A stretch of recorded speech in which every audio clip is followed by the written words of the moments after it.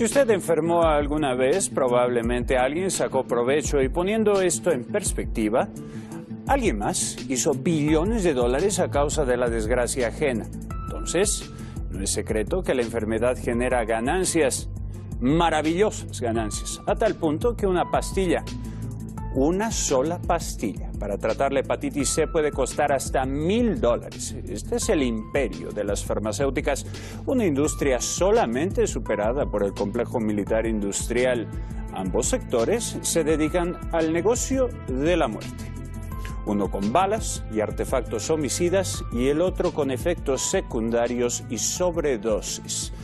Entonces, no es coincidencia que los países más industrializados también son los países más dependientes de medicamentos destinados a prolongar enfermedades o hacerlas extremadamente costosas de tratar. Y precisamente en un contexto en donde el amor al dinero lo es todo y en donde la vida humana vale poco o nada, es donde yace el análisis de detrás de la razón. Industria farmacéutica y enfermedad, una de las correlaciones más lucrativas de la historia. La revista Forbes señala que las farmacéuticas están por encima de los bancos, automotrices y petroleras en márgenes de ganancia. Hoy por hoy, casi el 80% de los estadounidenses consumen medicamentos de prescripción médica. Pero hay un problema. Las drogas en cuestión no son mercancía ordinaria. Son productos diseñados para generar ganancias maravillosas destinadas a los bolsillos sin fin de las farmacéuticas. Aquí es donde la enfermedad es el fundamento de un mercado macabro. Los fármacos que curan no son rentables y por eso no son desarrollados por las farmacéuticas, que en cambio sí desarrollan medicamentos cronificadores que sean consumidos de forma serializada. Y a la vez mercantilizar la salud y el consumo de fármacos causa estragos. Pero esto es algo que las farmacéuticas no quieren reconocer. De hecho, el Centro de Control de Enfermedades de Estados Unidos afirma que cada día 44 personas mueren a consecuencia de sobredosis relacionadas con analgésicos, medicinas para la salud o para morir. What the pharmaceutical industry is in the business of doing is disease maintenance and symptoms management. They are not in the business to cure cancer, to cure Alzheimer's, to cure heart disease, because if they were, they would be in the business of putting themselves out of business, and that in fact doesn't make sense. Por ello, no sorprende que en los últimos 30 años la industria farmacéutica se ha dedicado a generar trillones de dólares mediante la promoción de tratamientos para nuevas y más rentables enfermedades, en lugar de desarrollar nuevos antibióticos. All that needs to be done to prescribe somebody a drug is when you walk into the office and you say, I'm feeling depressed or something like that, and then you get a drug. So it's a perfect scenario for pharmaceutical companies to capitalize on. Y si de capitalismo se trata, las cifras no mienten. El ingreso de esa industria fue de $390 mil millones en 2001, y en solo 12 años las ganancias se triplicaron a casi $1 billón. Además, la Organización Mundial de Salud sostiene que las 10 mayores compañías del sector controlan un tercio de mercado, y lo curioso, las compañías gastan en marketing 2 veces más que en la investigación para el desarrollo de medicamentos. 2 years ago, I found out that our prescription drugs are the 3rd leading cause of death after heart disease and cancer. Our drugs kill around 200,000 people in America every year, and half of these people die while they do what their doctors told them. So they die because of the side effects. The other half die because of errors. En este sentido, hay quienes comparan a la industria farmacéutica a una mafia, sin ética ni valor. La muerte de los pacientes o la persistencia de sus enfermedades es la causa de los ingresos. Incluso, otros informes señalan que a estas alturas hay médicos que prescriben drogas solo por temor a ser demandados por pacientes adictos a los medicamentos. Algunos fármacos que podrían curar del todo una enfermedad no son investigados. ¿Hasta qué punto es válido que la industria de la salud se rija por los mismos valores y principios que el mercado capitalista? Estos valores llegan a parecerse mucho a la mafia. Pfizer, Hoffmann, La Roche, AbbVie, GlaxoSmithKline, AstraZeneca, Novartis. Llámese como se quiera, parecen ser los tentáculos de un mismo pulpo. Con medicamentos que superan los $100.000 por unidad, el negocio está que marcha sobre ruedas. Y mientras tanto, los enfermos más enfermos. Agradecemos a Isan Casemí por la redacción, elaboración de este informe. Además, un agradecimiento especial a todos ustedes, estimados televidentes, que nos siguen cada fin de semana en este espacio de periodismo independiente. Un saludo especial a nuestro productor ejecutivo y creador de este programa, el señor Roberto de la Madrid. El día de hoy nos acompañan Santiago Rubio Carrera, economista financiero desde Madrid, España, y Eduardo Samán, farmacéutico y exministro de Comercio desde Caracas, Venezuela. Bienvenidos, caballeros, muchísimas gracias por estar aquí en Detrás de la Razón. Como estamos con usted, señor Santiago Rubio Carrera, nuestro economista financiero desde Madrid, España. Señor Santiago, de acuerdo al reportaje que hemos escuchado y que nuestros televidentes han visto, Sanofi, Pfizer, Merck, Novartis son solo algunas de las farmacéuticas. ¿Estos están realmente interesados en la salud o en la enfermedad? ¿Qué dice usted? Vamos a ver, aquí hay que aclarar un tema. El objetivo de cualquier desarrollo de farmacéutico es obtener un beneficio. Ese beneficio puede ser social, y eso es una parte que tienen que tener los gobiernos y los investigadores públicos, las universidades o los centros de salud, y otro es el estrictamente económico. Yo pienso que no son incompatibles uno con el otro, es decir, pienso que cualquiera de los enfoques es válido. ¿Por qué? Porque probablemente si destináramos si hiciéramos que desaparecieran las industrias farmacéuticas y destináramos ese mismo dinero de alguna forma vía presupuestos públicos, probablemente la asignación de recursos no fuera tan eficiente. Lo que estamos hablando es que de alguna forma estas farmacéuticas son empresas privadas y funcionan como tales. Tendríamos que diferenciar claramente cuál es la parte de desarrollar curas contra nuevas enfermedades y cuál es la parte de desarrollar nuevos medicamentos. Hoy por hoy eso está más o menos distribuido, particularmente en Estados Unidos ocurre, en Europa también ocurre, que digamos la investigación básica, la investigación para desarrollar curas contra enfermedades, le hace SIDA, le hace cosas de ese tipo, está en manos casi siempre públicas, centros de salud, en Europa tenemos unas seguridades sociales muy fuertes y la investigación de medicamentos concretos, desarrollo de fármacos concretos está en manos de empresas privadas. Yo creo que no es incompatible, que no tiene por qué haber un enfrentamiento entre una cosa y otra y ambas cosas pueden funcionar. Eduardo Samán, ¿estamos de acuerdo con este argumento? No, por supuesto que no. Fíjese, estas empresas, estas multinacionales que vienen producto de grandes fusiones, o sea, son ya megacorporaciones, ni siquiera son corporaciones, sino son megacorporaciones, donde anteponen la ganancia a la propia salud. Estas empresas se hacen llamar empresas de innovación. O sea, es decir, el negocio de ellos es hacer nuevos medicamentos, o supuestamente nuevos medicamentos. A veces los medicamentos no tienen mucha novedad, son maquillajes de medicamentos existentes o asociaciones o pequeñas modificaciones. Ellos lo que necesitan es tener una patente, una protección, una exclusividad vía ley de propiedad intelectual. Entonces, ellos, con tener la exclusividad sobre la molécula, le inyectan dinero en marketing, en mercadeo, y obtienen si la molécula no tiene enfermedad, le fabrican la enfermedad para la molécula, porque ellos lo que les interesa es tener la exclusividad sobre la molécula para poderla mercadear. Ellos no ganan mercadeando medicamentos que son conocidos, ellos necesitan mercadear un medicamento cuya exclusividad sea solo de ellos. Ahora, señor Carrera, hay un informe que dice que el crecimiento de las ganancias de las farmacéuticas se ha quintuplicado en los últimos años. ¿Cuál es la correlación, entonces, entre ganancia y enfermedad? Y, resumiendo lo que decía nuestro contertulio, ¿cuál es su opinión suya?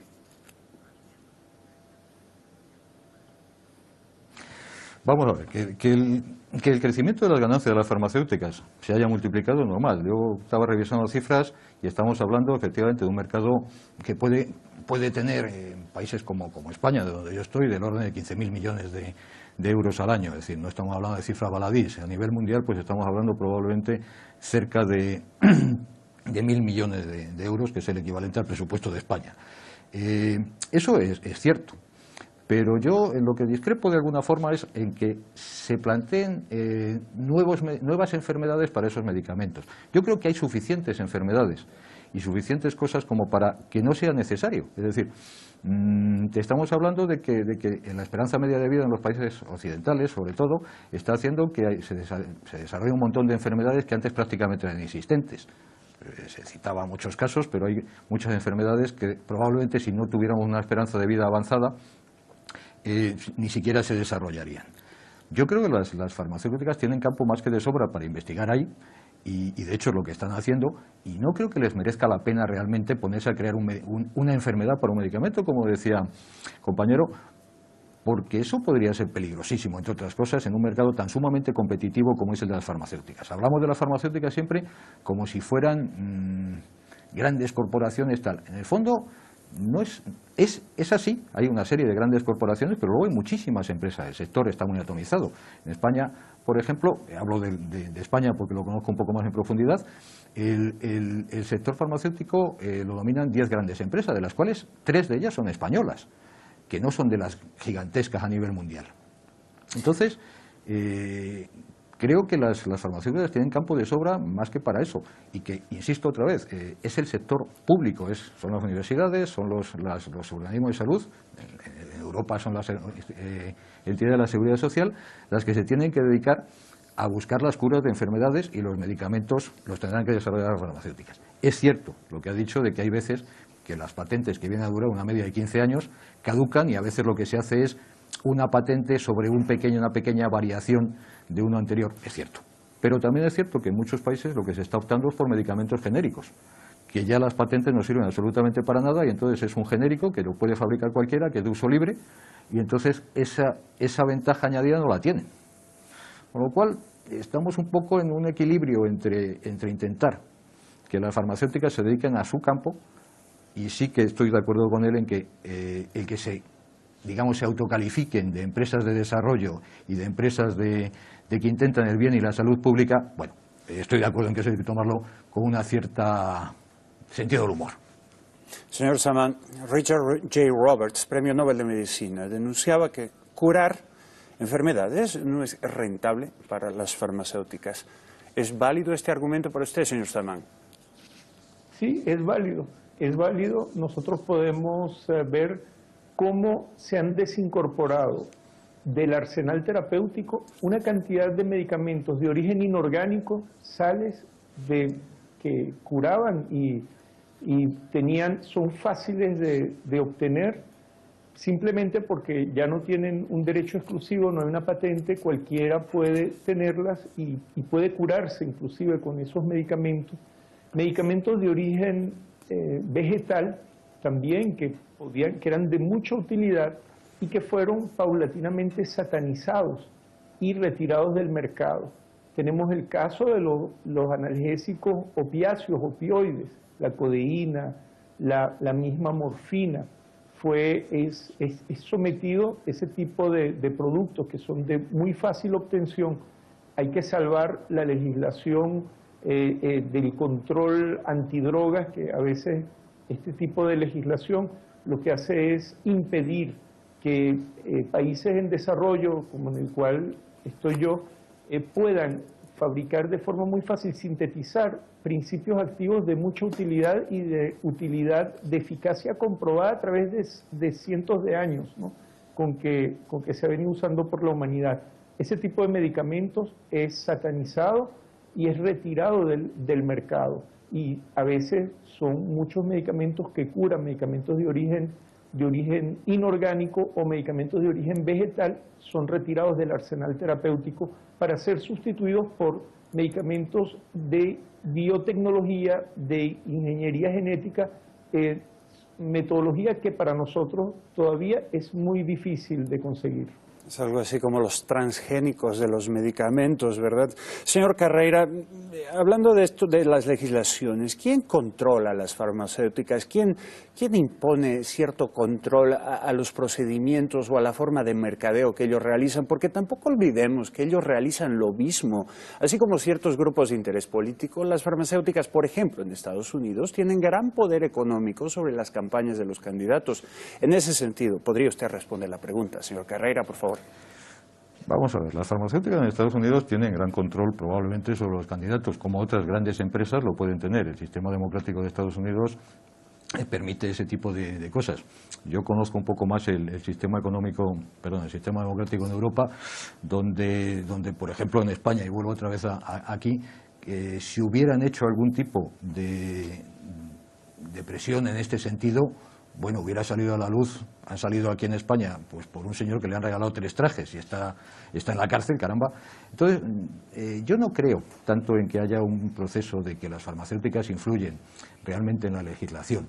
De hecho, normalmente las farmacéuticas ya han fabricado una serie de productos, hay una serie de desarrollos que ya se han convertido en genéricos, que son públicos, que se pueden utilizar y que pueden estar al alcance de cualquier gobierno y de cualquier productor a unos costes realmente mínimos, por no decir ínfimos, ¿no? ¿Que están desarrollando nuevos productos cada vez más sofisticados? Por supuesto. ¿Que esos productos son caros? Por supuesto. ¿Que esos productos curan más o menos? Eso está por demostrar. Efectivamente, si esos productos en un momento dado no dan mejores resultados, por ejemplo, una simple aspirina, que la puede fabricar prácticamente cualquiera en este momento, pues será la propia empresa la que en un momento dado, digamos, tenga un problema. Tenga un problema en un sentido. Estamos hablando de un mercado muy competitivo. Hablaban hace un rato de que las farmacéuticas se gastan auténticas fortunas en marketing. Es precisamente eso lo que nos está diciendo y nos contradice un poco el hecho de que puedan hacer un tipo de cártel. Porque si están gastándose un montón de dinero en marketing y hay una lucha auténticamente feroz entre ellas, eso ya nos está excluyendo la posibilidad de que hagan algún tipo de acuerdo, ¿no? Farmacéuticas yo creo que es uno de los sectores, como todos los sectores del capitalismo, donde la batalla por ser el primero en descubrir un producto es crucial. Una empresa, pues, en España se dio el caso hace poco de Celtia. Celtia descubrió un medicamento, era Yondelis, que es bastante, parece ser que funciona bastante bien con respecto a curas de cáncer. Y bueno, simplemente el hecho de que el medicamento pudiera ser realmente práctico y que este caso concreto lo aprobara la Agencia de Medicamentos de Estados Unidos o no, significó que la empresa perdía o ganaba un 40%, un 50% de valor en bolsa. O sea, hasta ese punto estamos, ¿no? Señor Salman, hablemos un poquito del acceso a la salud, del acceso a los medicamentos, especialmente en países mal llamados los del tercer mundo. ¿Puede una persona en Venezuela o en Bolivia o quizás en Nigeria gastarse $1.000 en una pastilla para la hepatitis C? Hace algunos días, de hecho, en España veíamos gente protestando, los enfermos de hepatitis C, porque no pueden cubrir los costos de tratar su enfermedad. Entonces, al tener una legalidad de parte de las farmacéuticas, ¿aquello significa moralidad, señor Salman? Sí, le voy a contestar, pero antes quiero participar también en la pregunta anterior, que era en relación al lobby que ejercen las farmacéuticas. El lobby de las farmacéuticas no es secreto, ellos lo hacen totalmente abierto. El presidente de los Estados Unidos, Obama, es uno de los candidatos que más ha recibido de forma legal dinero, subvención en su campaña de las farmacéuticas. Hillary Clinton, candidata también o precandidata a la presidencia de los Estados Unidos, también ha recibido. Eso está en los informes de forma totalmente abierta. La iniciativa de la ley SOPA, la iniciativa de ley en el Congreso de los Estados Unidos de la Stop Online Piracy Act, que fue una iniciativa de ley para cerrar, que ofertaba medicamentos y es para bloquear la entrada de medicamentos de Canadá, que las personas de Estados Unidos que compraban medicamentos desde los Estados Unidos a Canadá. Esa iniciativa de ley, ahí participó abiertamente la Pfizer, abiertamente en la iniciativa de ley junto con representantes delegados republicanos y demócratas. Yo mismo fui víctima de una conspiración que fue publicada en Wikileaks, fue descubierta gracias a Wikileaks, de una conspiración donde participó la industria farmacéutica multinacional para interferir en los asuntos internos en un proyecto de propiedad industrial, el cual estábamos desarrollando durante mi gestión como ministro de Comercio. O sea que la injerencia y el lobby que hacen las farmacéuticas multinacionales en los gobiernos está suficientemente probada. Ahora, le contesto la pregunta en cuanto al acceso a los medicamentos y los altos precios que hay que pagar. El escándalo más grande es el caso de la hepatitis C, de una droga que todavía que sea completamente eficaz o cuya eficacia aún está en dudas. O sea, no está completamente claro que esa droga, que se está comercializando como Sovaldi, del mismo laboratorio estadounidense que inventó el Tamiflu y que inventó también la gripe porcina, la gripe aviar y todo ese escándalo, bueno, que ya quedó al descubierto. Bueno, esa droga está en el orden de los $1.000 por comprimido. La negó el gobierno de España es llevar a 25.000 euros el tratamiento por 90 pastillas, cuyo costo de producción no supera los 100 euros o los $100, si acaso. Los laboratorios se han dedicado a comercializar los medicamentos de alto costo, los medicamentos contra el cáncer, medicamentos contra la esclerosis múltiple, la psoriasis, estas enfermedades que llaman enfermedades raras. Bueno, donde está lo que llamamos en el negocio de la carne el lomito, el negocio que es mover muy pocos volúmenes, pero a precios extremadamente altos. Entonces son productos patentados que tienen precios altos y que ejercen una gran influencia cuando los gobiernos que tienen que pagar el costo de estos medicamentos porque los ciudadanos perdieron ya toda capacidad adquisitiva para obtenerlos, a veces hacen presión contra los gobiernos, organizan clubes o asociaciones de enfermos para hacer protestas contra los gobiernos, para obligar a los gobiernos a financiar este tipo de medicamentos de alto costo, porque ellos se han dedicado ahora al negocio de los medicamentos de alto costo. En muchos casos eso representa un impuesto nacionales de medicamentos y la cobertura es si acaso para 100.000 personas que tienen que recibirlo. Entonces, los estados tienen que gastar 1/3 del presupuesto en quizás menos de 100.000 personas en estos medicamentos de alto costo. Muchos de ellos, su eficacia es dudosa, como ya lo dije. Señor Carrera, tenemos 30 segundos. Por favor, su respuesta a nuestro contertulio. Bueno, no entraré en otra cosa, sino simplemente en el tema de la hepatitis. Estoy bastante de acuerdo con él en que es un verdadero problema de que este medicamento tenga ese coste. Y estoy de acuerdo en que el coste de desarrollo habría que haberlo hecho por otro sitio. ¿El problema cuál es? Tenemos un medicamento, funciona, ha costado un importante esfuerzo conseguirlo y un importante coste económico. Efectivamente, estaba diciéndolo, los que tienen que protestar son los ciudadanos ante los gobiernos. ¿Tienen que protestar diciendo cúbreme este coste o tienen que protestar diciendo haber hecho esta investigación tú? Esa es la duda que tenemos que tener. Lo que sí que es cierto que si la investigación la ha hecho un segmento privado, se ha gastado su dinero, ha corrido un riesgo importante de no desarrollarlo y terminar en la ruina, es justo que de alguna forma reciba un beneficio por ello. Entrar en temas de moralidad estoy de acuerdo que es mucho más complejo. Pero insisto, la pregunta sería esa. Caballeros. ¿Tienen que pagar este coste los gobiernos o deberían haber desarrollado los gobiernos? Muchísimas gracias, caballeros. Señor Carrera, señor Samán, muchísimas gracias por estar en Detrás de la Razón, un espacio de periodismo independiente. Sus opiniones son bienvenidas y ciertamente respetadas por su carrera y trayectoria profesional. A nivel global, las cifras no mienten. Informes dicen que las farmacéuticas se gastan más dinero en hacer marketing y relaciones públicas que en realizar investigación concerniente al desarrollo de medicamentos efectivos. Incluso hay quienes denuncian que tratamientos para eliminar definitivamente males como el cáncer, el SIDA o el Alzheimer ya existen, pero es más rentable mantener estos avances médicos y farmacéuticos en reserva. Y al fin y al cabo, la ley básica del capitalismo nos indica que no hay negocio sin necesidad y que la base del comercio es el principio de escasez de salud y abundancia de muerte. Gracias por acompañarnos en Detrás de la Razón.